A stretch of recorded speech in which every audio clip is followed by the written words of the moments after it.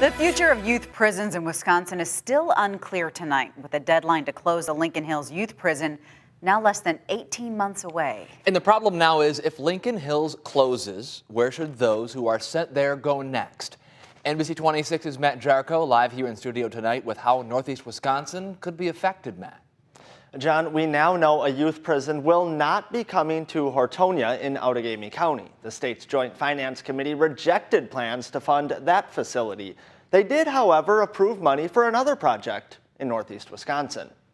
After a powerful pushback from the community, no prison in Hortonia has become a reality. Well, I think anybody in the community is very excited that this has finally been decided upon and in our favor. Opponents like Tim Mannion say plans for Hortonia's youth prison were put in place before people here ever got a chance to say why it shouldn't be.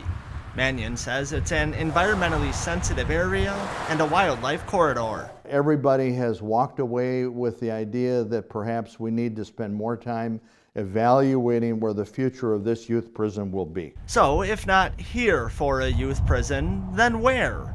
Possibly neighboring Brown County. We can really provide the services needed. The Brown County Board of Supervisors passed a resolution supporting a detention facility, likely on the jail grounds.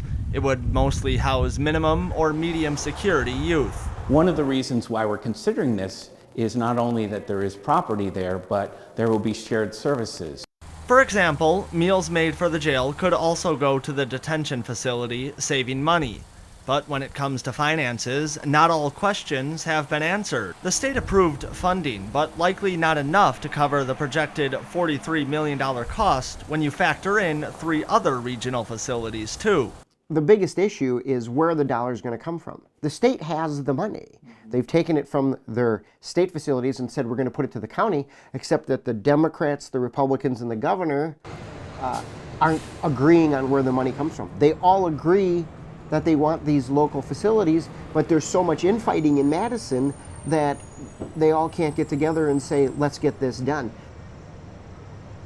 Right now, the county is waiting to make sure that funding will come through. It will next go to the state's Building Commission for approval, but as of right now, it's not on the agenda for a meeting later this month. Matt Jarko, NBC 26.